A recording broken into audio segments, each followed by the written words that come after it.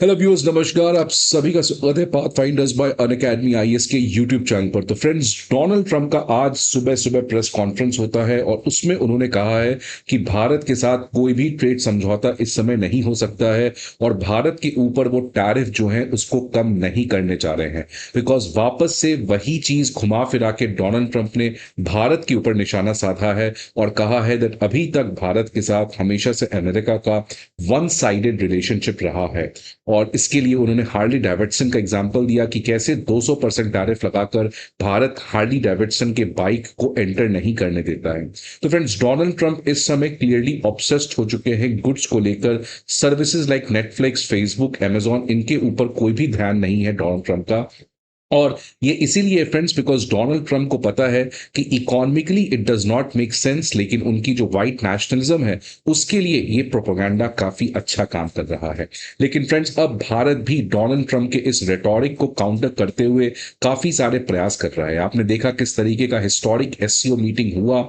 Although कोई बहुत बड़ा सक्सेसफुल आउटकम भी नहीं आया, लेकिन ये बताता है कि भारत कितने फ्लेक्सिबली अपने स्ट्रेटेजिक ऑटोनॉमी के अंदर अपने फॉरेन पॉलिसी को शिफ्ट कर सकता है। और अब फ्रेंड्स, इसी पर्टिकुलर मोदी और शी मीटिंग के बाद एक बड़ी डेवलपमेंट सामने नजर आते हुए दिख रही है कि भारत और चीन के इलेक्ट्रॉनिक कंपनी के बीच में आने वाले समय में कुछ बड़े जॉइंट वेंचर्स हो सकते हैं। इसकी काफी ज्यादा बातचीत चल रही है और बहुत सारे भारत के जो इलेक्ट्रॉनिक मैन्युफैक्चरर्स हैं वो अब चाइना के साथ एक जॉइंट एग्रीमेंट, जॉइंट वेंचर में एंटर करने जा रहे हैं और इसके लिए वो भारत सरकार के साथ अपने एप्लीकेशन को भी दर्ज करेंगे। तो फ्रेंड्स, ये भारत और चीन का जिस तरीके का एक मूव यहां पर देखते हुए नजर आ रहा है, इससे ये दोनों कंट्री को फायदा होगा। इंडिया के लिए सबसे बड़ी फायदा होगा कि भारत के पास आज जिस तरीके से हम इलेक्ट्रॉनिक मैन्युफैक्चरर में काफी बड़ा स्पेस ऑक्यूपाई किए हैं, लेकिन अभी भी जो क्रिटिकल टेक्नोलॉजीज है उसमें भारत के पास अभी भी उतना ज्यादा सक्सेस नहीं है। चाइना जो आज इलेक्ट्रॉनिक सेक्टर का एक सबसे बड़ा प्लेयर उभर कर बन के आया है, लेकिन जिस तरीके से तमाम दुनिया की कंपनी चाइना से अपने आप को डाइवर्सिफाई करना चाह रही है, चाइना की खुद इलेक्ट्रॉनिक मैन्युफैक्चरर जो है वो भी चाहती है कि वो चाइना छोड़कर किसी दूसरे कंट्री के लोकल कंपनी के साथ पार्टनरशिप करके उस कंट्री में भारत में प्रोड्यूस करके इसको मैं यूरोप या कोई भी कंट्री में और भेज सकूं, जिससे China plus one diversification strategy में चाइना का कंप्लीट लॉस ना हो, ज्यादा चाइना का कुछ हद तक फायदा भी हो सके। तो फ्रेंड्स, भारत चाइना ये दोनों इलेक्ट्रॉनिक सेक्टर में जॉइंट वेंचर अगर करते हैं तो इससे इन दोनों कंट्री का बहुत बड़ा फायदा होता है, खासकर भारत के लिए बहुत बड़ा फायदा हो सकता है। फ्रेंड्स, इसीलिए बहुत सारे लोग कह रहे हैं कि क्या प्राइम मिनिस्टर मोदी का आज डेंग जियोपिंग मोमेंट आ गया है। डेंग जियोपिंग मोमेंट फ्रेंड्स, आपको पता है कि चाइना के इतिहास में आज जो चाइना हम देखते हैं एक पावरफुल इकोनॉमी, इसका जो फाउंडेशन था वो चाइना के बहुत इंपॉर्टेंट लीडर डेंग जियोपिंग ने रखा था। और इन्होंने एक फॉरेन पॉलिसी दिया था, hide your strength and wide your time, कि कैसे अपने शक्ति को छुपाकर हमें दुनिया भर के तमाम कंट्रीज को यूज करके अपने इंटरनल कैपेसिटी बिल्डिंग पे ऊपर रिफॉर्म करना है।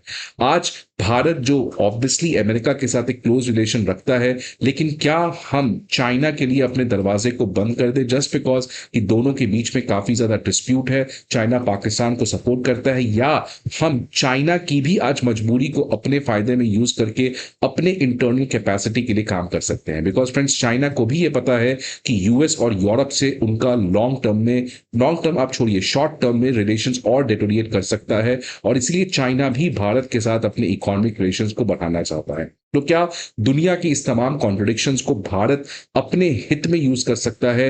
बिकॉज भारत के पास और कोई ऑप्शन नहीं है। अगर हमें विकसित भारत सपना देखना है, अगर हमें 2047 तक डेवलप्ड कंट्री बनना है, देन साम दाम दंड भेद, whatever comes we have to use so that India's national interest is getting fulfilled. अब फ्रेंड्स, इसी कॉन्टेक्स्ट में न्यूज देखिए क्या है कि इंडिया और चाइनीज कंपनी जो है वो काफी तेज रेट से डिस्कशंस को अब इनिशिएट किए हैं कि कैसे दोनों कंपनीज आपस में ज्वाइंट वेंचर और टेक्नोलॉजी पार्टनरशिप्स कर सके।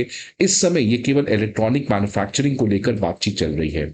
ये जो फ्रेंड्स ज्वाइंट वेंचर और टेक्नोलॉजी पार्टनरशिप्स की बात आई है, ये तब आई है जब चाइनीज प्रेसिडेंट शी जिनपिंग और प्राइम मिनिस्टर मोदी का एससीओ समिट में एक बायलैटरल मीट हुआ और उसके बाद अब इकोनॉमिक रिलेशंस को कैसे नॉर्मलाइज किया जाए, इसके लिए ये दोनों लीडर्स काफी एग्रेसिवली यहां पर पुश करते हुए नजर आ रहे हैं।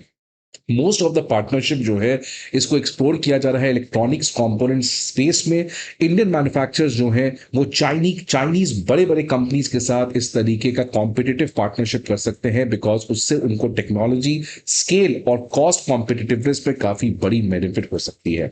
फ्रेंड्स, ये इसीलिए भारत के लिए और इंपॉर्टेंट है बिकॉज इस साल 2025 में भारत ने एक electronic component manufacturing scheme launch किया है। ये एक तरीके का पीएलआई स्कीम है और इसमें हम electronic component like camera, like diodes, like transistors, इनके ऊपर काफी ज्यादा फोकस करने वाले हैं फ्रेंड्स। बिकॉज देखिए, आज भारत जो है वो इलेक्ट्रॉनिक मैन्युफैक्चरर है, लेकिन वो सारा मैन्युफैक्चरर केवल असेंबली का काम होता है। हम सारे पार्ट पुर्जे को खरीदते हैं और जोड़ कर बेच देते हैं, लेकिन कैसे हम अपने खुद के पार्ट्स बना सके, इसके लिए भारत सरकार ने grand electronic component manufacturing scheme launch किया था। और इसके लिए भारत की तमाम कंट्रीज जो है वो आज खुद इलेक्ट्रॉनिक कंपोनेंट को मैन्युफैक्चर करना चाहती है, लेकिन सबसे बड़ा प्रॉब्लम है कि हमारे पास अभी भी वो क्रिटिकल टेक्नोलॉजी नहीं आया है। अगर हमें यहां पे फ्लेक्सिबिलिटी दिया जाए तो भारत की कंपनीज चाइना की कंपनी के साथ मिलकर इस ईएसएमएस इलेक्ट्रॉनिक कंपोनेंट मैन्युफैक्चरिंग स्कीम के अंदर भारत में printed circuit boards, display modules, camera सब असेंबलीज, बैटरीज, तमाम तरीके के इलेक्ट्रॉनिक जो हमारे कंपोनेंट्स हैं इसको भारत में प्रोड्यूस किया जा सकता है। आप देख सकते हैं फ्रेंड्स, चाइना जो है वो इंडिस्पेंसिबल है ग्लोबल सप्लाई चेन्स में। लगभग 60% पूरे दुनिया का इलेक्ट्रॉनिक मैन्युफैक्चरिंग अकेले चाइना में होता है और इसीलिए Bharat without the help of China at this point of time local capacity building नहीं कर सकता है। तो friends, rather than going with emotions we have to be what best is the economy, और इसलिए अब भारत सरकार भी इस पॉलिसी में फ्लेक्सिबिलिटी लाने का प्रयास कर रही है। कुछ एग्जांपल्स में बताओ फ्रेंड्स, डिक्सन टेक्नोलॉजी का आपने नाम सुना होगा, भारत की सबसे बड़ी इलेक्ट्रॉनिक कॉन्ट्रैक्ट मैन्युफैक्चरर है। ये अब भारत सरकार ने एक एप्लीकेशन रखी है कि कैसे कि वो एक जॉइंट वेंचर में एंटर करना चाहती है चाइना के कंपनी के साथ, कि कैसे दोनों मिलकर भारत में इस ईएसएमएस इलेक्ट्रॉनिक कंपोनेंट मैन्युफैक्चरिंग स्कीम के अंदर लैपटॉप एनक्लोजर्स और अदर प्रिसिजन इलेक्ट्रॉनिक कंपोनेंट्स को बना सके।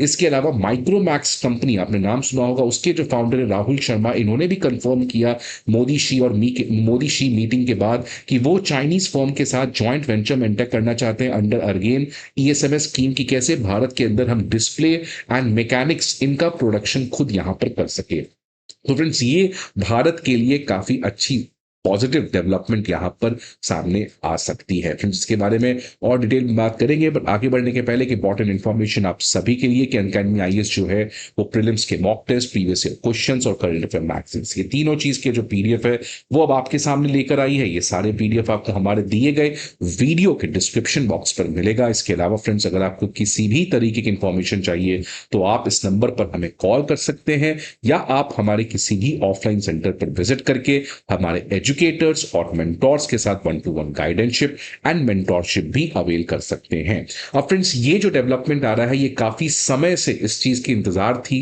बिकॉज एससीओ समिट के पहले भी ये खबर आ रही थी कि भारत जो है वो हो सकता है मोदी शी मीट के बाद अलाउ कर सका चाइनीज कंपनी को कि वो भारत के कंपनी के साथ 20 से 25% का पार्टनरशिप कर सके। फ्रेंड्स, सबसे बड़ी खबर यह आ रही थी कि प्रेस नोट 3 इसको भारत सरकार हो सकता है एससीओ समिट के बाद रिलैक्स करे। ये प्रेस नोट 3 में बहुत सारे रेस्ट्रिक्शंस लगा दिए गए थे चाइना से जो भी इन्वेस्टमेंट भारत में आ रहा था। अब इसी प्रेस नोट 3 को भी रिलैक्स करने की बातचीत चल रही है।